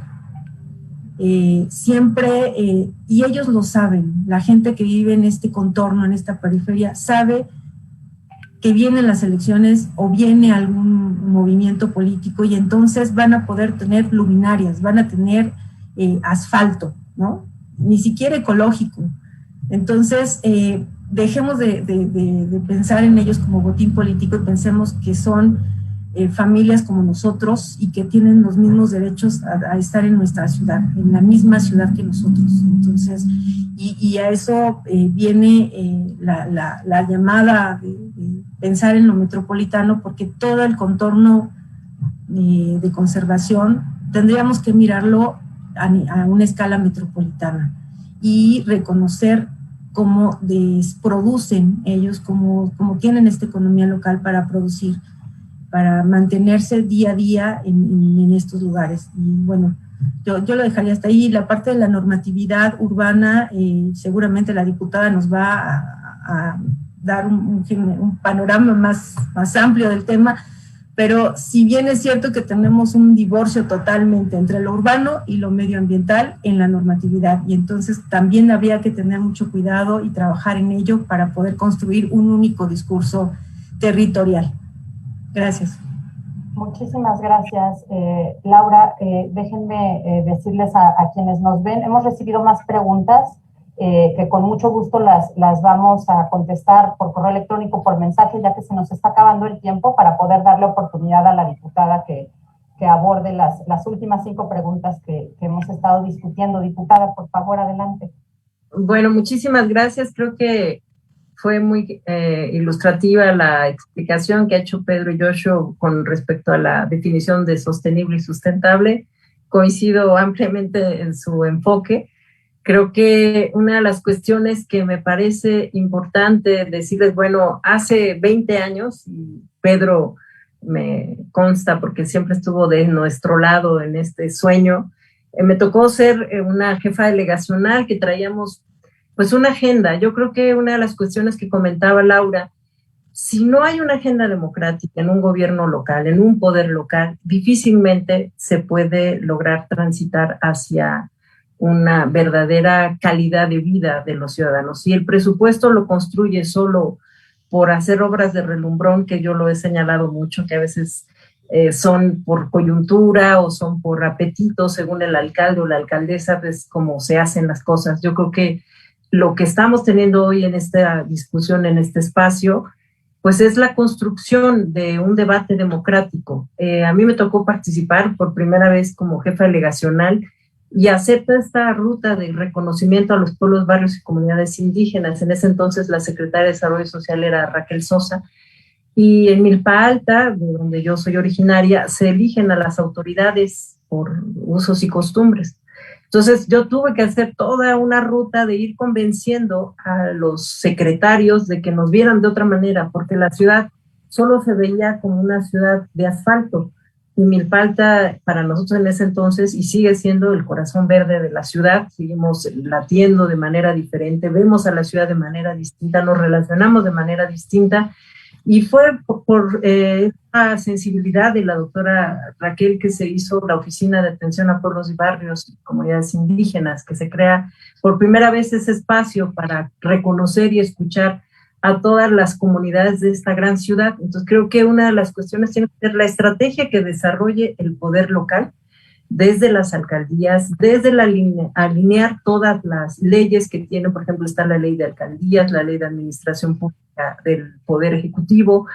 Hay varias leyes que el Congreso ha estado actualizando, pero creo que el Plan General de Desarrollo y el Programa de Ordenamiento Territorial nos va a obligar a hacer una revisión muy puntual, porque de estas discusiones van a salir muchas otras más que ni siquiera, yo creo que en el espíritu del constituyente, de los que hicieron la constitución de esta ciudad y de este Congreso, seguimos aún sin reconocer muchos de los temas, que me parece que hay una deuda inmensa, por ejemplo, con el tema de los asentamientos irregulares en la ciudad. Hay una gran ausencia, creo que solo cuando son tiempos de elecciones, yo lo decía, no puede ser que a los ciudadanos de estos asentamientos se les voltee a ver, porque siguen siendo ciudadanos también, no son ciudadanos de primera y ciudadanos de segunda. A mí me tocó emprender cuando fui jefa delegacional, y lo comentaban hace rato, que los mejores vigilantes son la propia comunidad. Yo hice un convenio de crecimiento cero con los habitantes de estos asentamientos, y eran los que me decían y me estaban informando, porque también la especulación en el suelo, el fraude que se hace cuando hay verdadera gente que sabe que vive y ocupa de la necesidad de la gente, porque no hay esta parte de estrategia de alternativa de vivienda, el desdoblamiento de los pueblos, el desdoblamiento natural también nos obliga a revisar que tenemos que tener en esta estrategia reserva territorial, porque va a seguir creciendo la ciudad, no va a frenarse, y los jóvenes necesitan vivienda. Yo no sé si ustedes han visto, pero hoy hay una campaña intensa en el Instagram de jóvenes que están buscando vivienda, y no hay una alternativa, no hay una política pública para los jóvenes, para que les demos alternativas de una vivienda digna. No hay posibilidad porque hay muchos de ellos no son sujetos de crédito. Hoy la pandemia nos ha obligado a replantear. Yo en su momento propuse una reforma, por ejemplo, a la ley de adquisiciones y a la ley de obra pública. Es decir, que cómo logramos que la gente consuma lo local, cómo logramos que los gobiernos locales consuman de lo local, si la ley de adquisiciones obliga que al menos el 30% de lo que produce su alcaldía sea comprado por las dependencias que están asentadas en el territorio. Si hay obra pública, que también por lo menos, más o menos, yo sé, el 30%, hay veces que hay más posibilidades de contratar, ya sea a las empresas que se dedican a la venta de materiales para construcción, donde se está detonando mucha vivienda en la ciudad, se debería de comprar en las empresas locales, y que la mano de obra también tenga que ser de la localidad. Eso ayudaría también a detonar economía, porque como decía Laura, si no contemplamos el factor económico,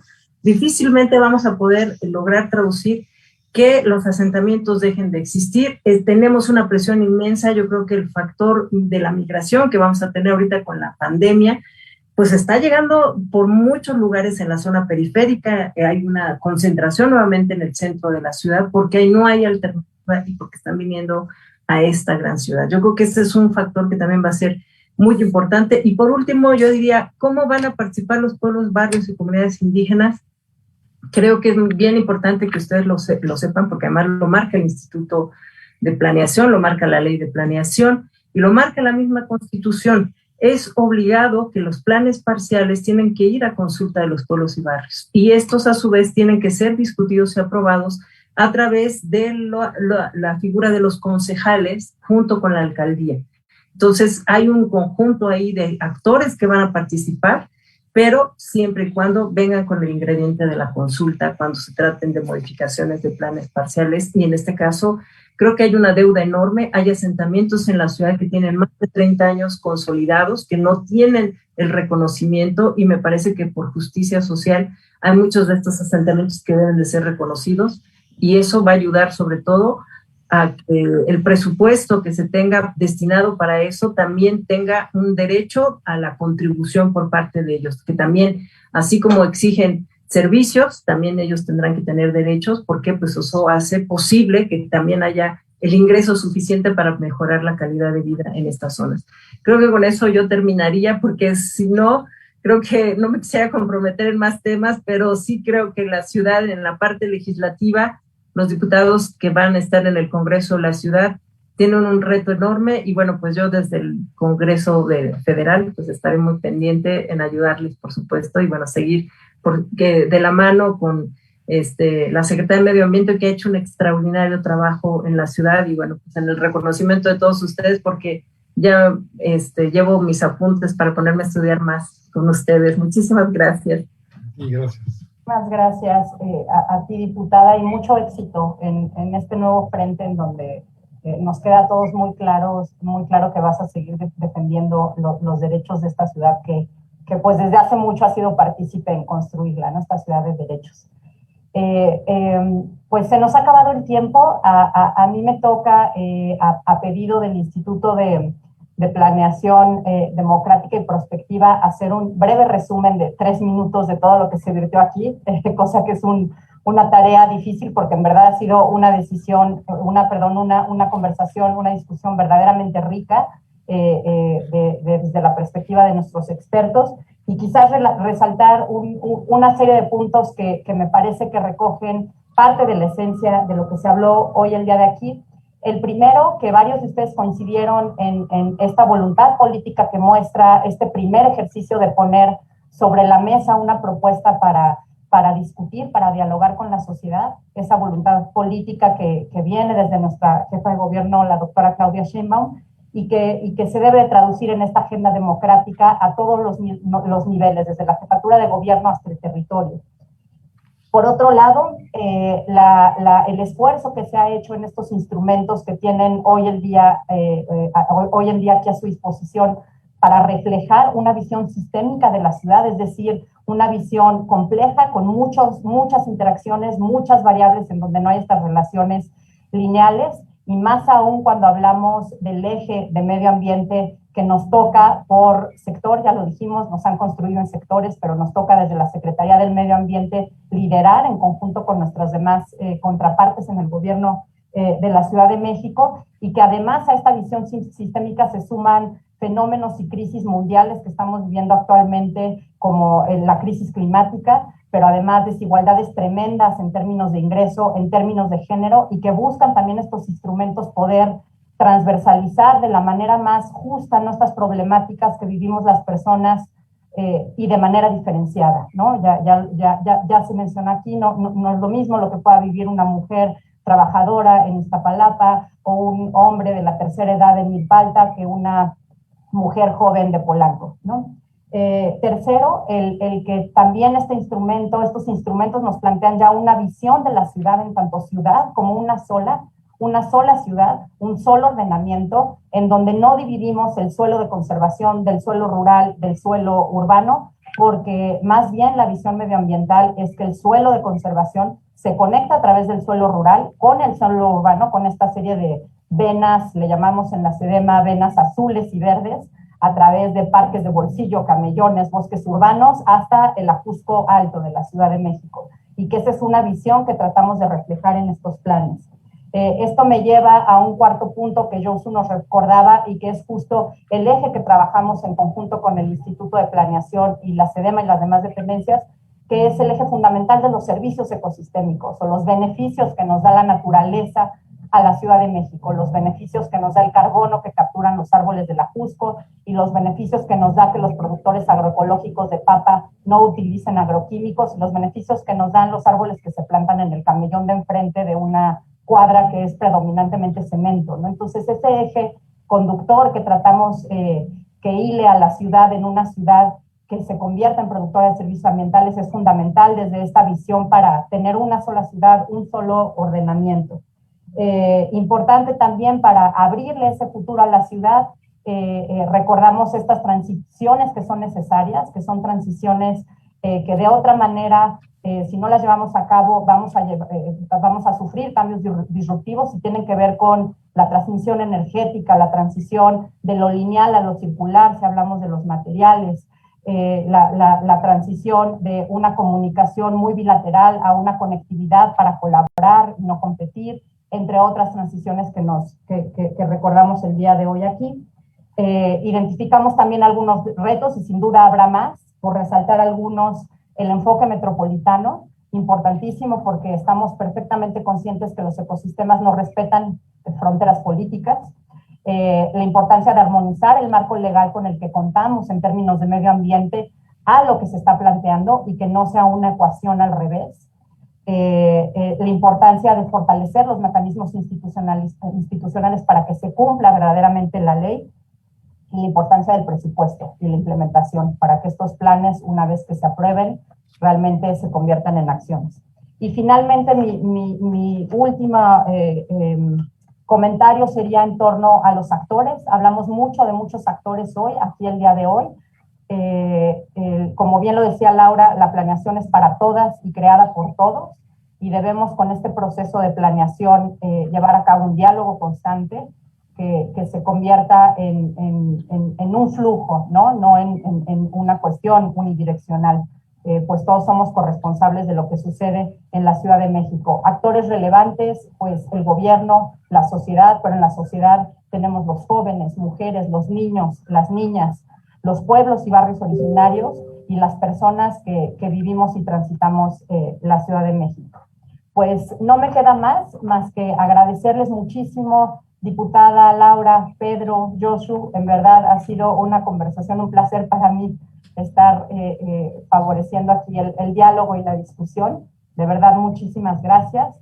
Recordarles a quienes nos ven que le den like al Facebook del Instituto de Planeación, es @ y lo digo ahora más despacito porque se me traba la lengua, es IP de Planeación, D de Democrática y P de Prospectiva, CDMX, todo junto, @IPDP CDMX, en el Facebook, y en el Twitter es @planeando la CDMX.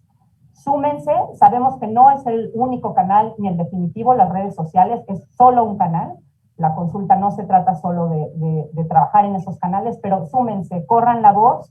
Vamos a tener en los próximos 2 jueves, igual a las 5 de la tarde, 6 conversatorios más, y agradecerles a todas y todos por escucharnos. De nuevo, diputada, Pedro, Josu, Laura, muchísimas gracias. Buena tarde a todos. Gracias. Adiós. Muchas gracias. Muchas gracias, saludos. Un gusto coincidir. Cuídense. Igualmente, hasta luego, Guadalupe. Cuídate. Chao, gracias. Adiós. Adiós.